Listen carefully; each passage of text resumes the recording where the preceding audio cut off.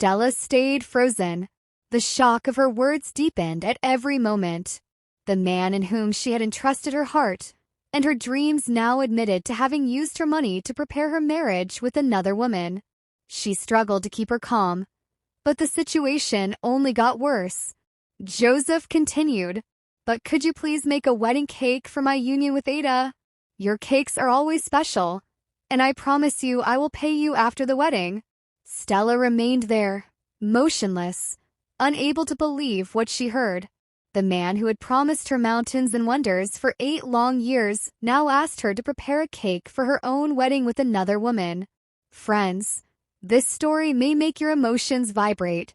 We all tasted, one way or another, the bitterness of the broken heart, but Stella's remains incomparable. Sit down comfortably while I take you on a journey that has shaken a whole community. Before diving into this heartbreaking story, remember to subscribe to our channel for other beautiful educational stories like this one. And don't forget to activate the notification bell to not miss any of our incredible stories. Now let's continue. Meet Stella.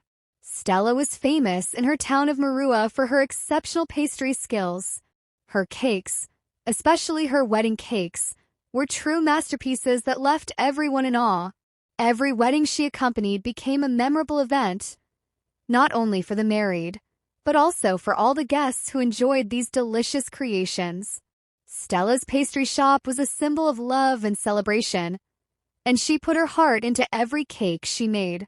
Stella was in love with Joseph, a prosperous banker, for 8 years. Their relationship seemed perfect. They shared dreams, supported each other's ambitions, and were the embodiment of a loving couple. Stella often imagined the day when she would go down in a beautiful dress, with Joseph waiting at the hotel.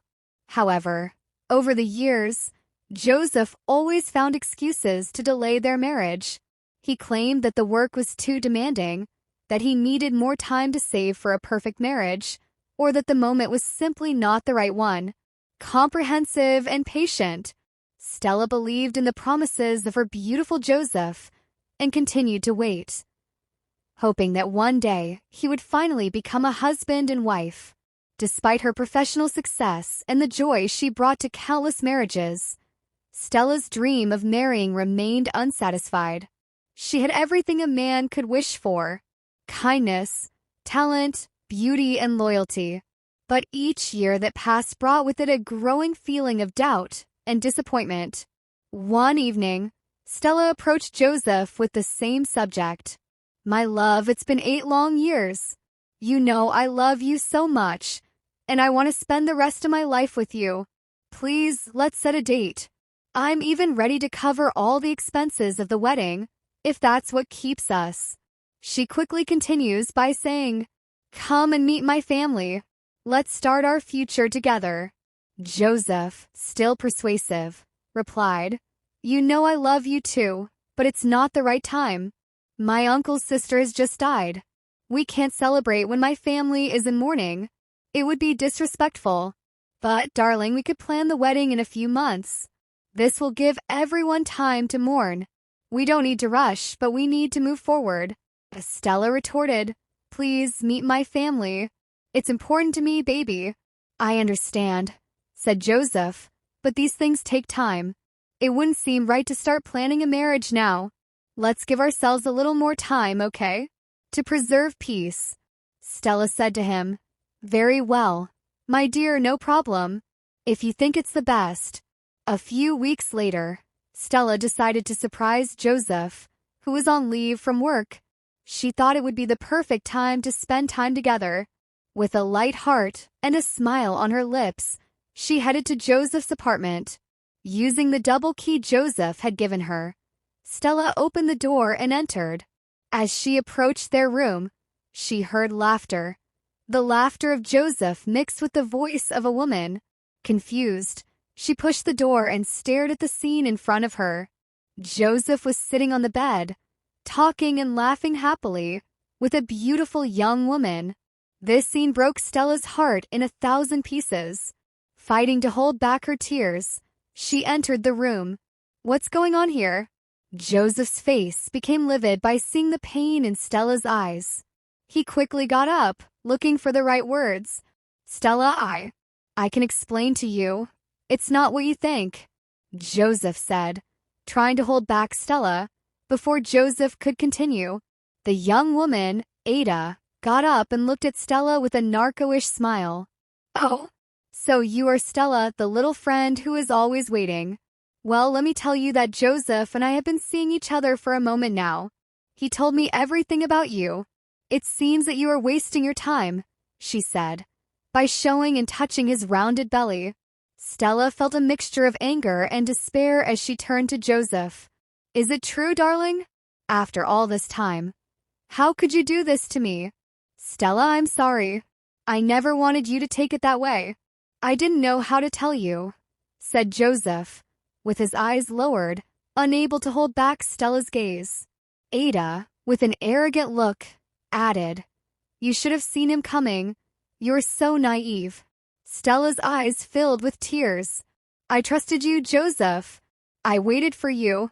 I supported you. I believed in us. And that's how you thank me. With lies and betrayal. Stella, I'm really sorry. I never wanted to hurt you. But Ada is already pregnant with me, and I can't do anything about it. Stella took a deep breath, trying to hold back her tears. She remembered that a few days earlier, Joseph had come to see her with a sincere promise. He told her that he was finally ready to start the preparations for their wedding, but that he needed financial help. He had borrowed a considerable sum from Stella, assuring her that this money would be used for the first expenses of the wedding. Stella, filled with excitement and hope, had not hesitated a second. She believed that her dream of becoming Joseph's wife would finally come true.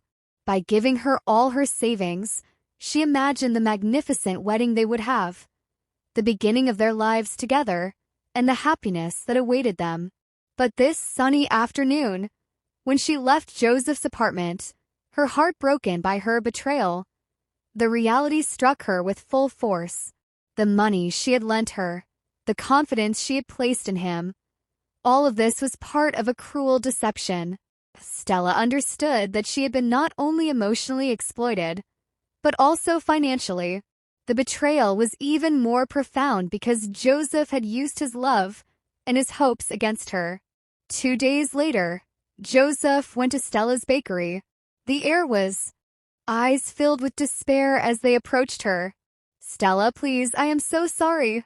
I know I have deeply hurt you, and I can't even begin to explain how much I regret my actions. Please forgive me.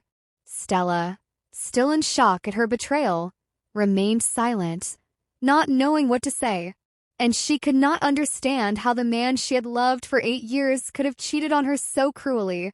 After a long silence, she finally found her voice.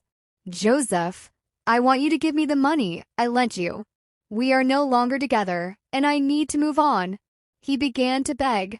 Stella, please give me a little time. I used the money to prepare my marriage with Ada. I promise I will pay you back. Just give me a little more time. Stella's shock accentuated her words. The man she had entrusted her heart and her dreams to now confessed to having used his money to prepare a marriage with another woman. She struggled to keep her calm. To aggravate the situation, Joseph continued. Stella, I know it's a lot to ask, but could you please make a wedding cake for my union with Ada? Your cakes are always special, and I promise I'll pay you after the wedding. Stella remained motionless, unable to believe what she heard. The man who had promised her mountains and wonders for 8 long years asked her to make a cake for her own wedding with another woman. The audacity of her request left her speechless. After a while she forced a smile and replied, with a stable voice despite the storm inside, Very well, Joseph, I will make the cake for your wedding. Joseph seemed relieved. Thank you, Stella. I knew I could count on you. As Joseph left, Stella felt a mixture of anger and sadness, but also a strange feeling of calm. She had made a decision. She would make the cake, but it would be the last thing she would do for Joseph. A cake that he would not forget. On the day of the wedding, the room was filled with beautifully dressed guests. Joseph stood at the front, more seductive than ever in his costume, perfectly adjusted, exhaling confidence and charm. When the nuptial march began, Ada descended the alley, shining with beauty and grace in her sumptuous wedding dress. All eyes were fixed on her as she advanced towards Joseph, her smile bursting with happiness. They would meet at the hotel, exchanging their wishes with promises of love and commitment.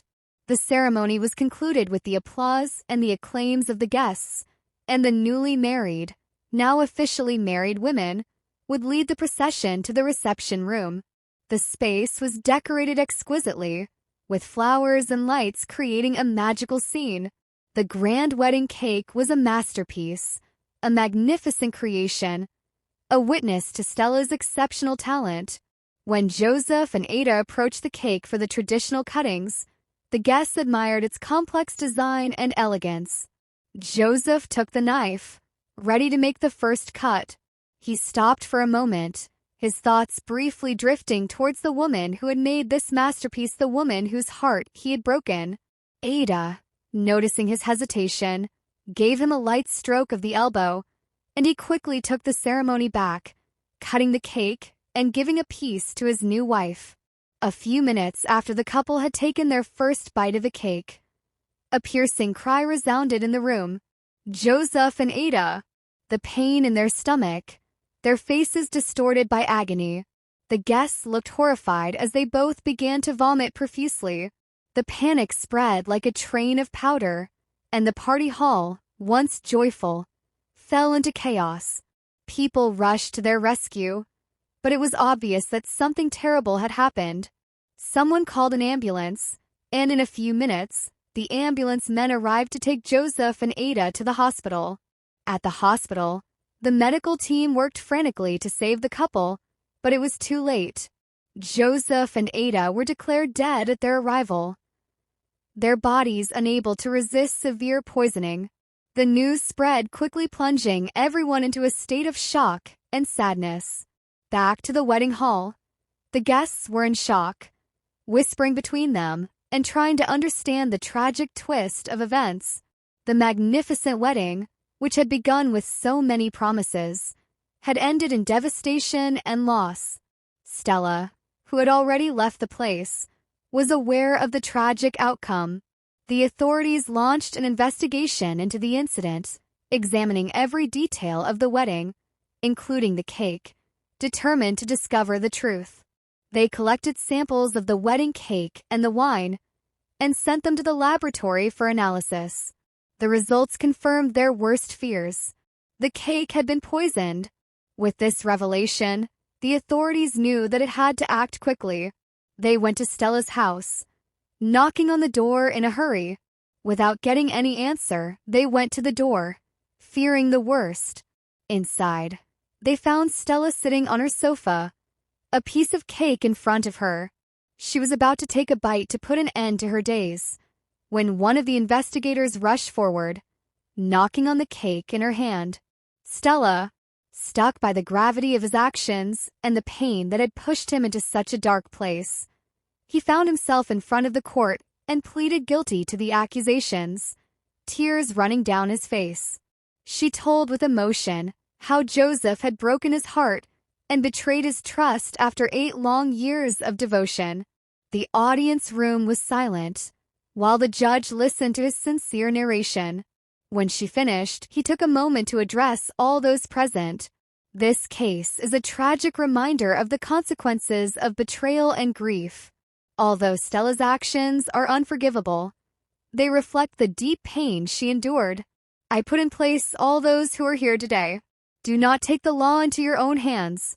Heart affairs are delicate, and breaking someone's confidence and spirit can have devastating consequences.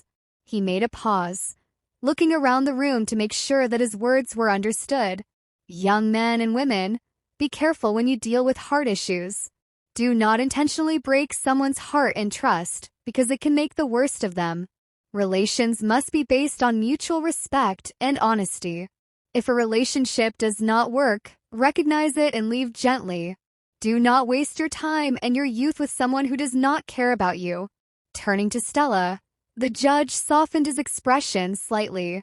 Stella, I am deeply sorry for what you have gone through. However, your actions have led to the loss of 2 lives. You have been recognized guilty of murder to the 1st degree. As painful as it may be, I must apply the law. I therefore condemn you to perpetual reclusion. Stella's shoulders were certainly shaking as the weight of the sentence fell on her. The audience room was resonating with a mixture of shock, sadness, and reflection. The judge's words remained suspended in the air, a reminder grasping the fragile nature of trust and the destructive power of grief. Thank you very much for watching. If you are not yet subscribed to our channel, please do so and activate the notification bell so you don't miss our incredible stories. Goodbye. OSU.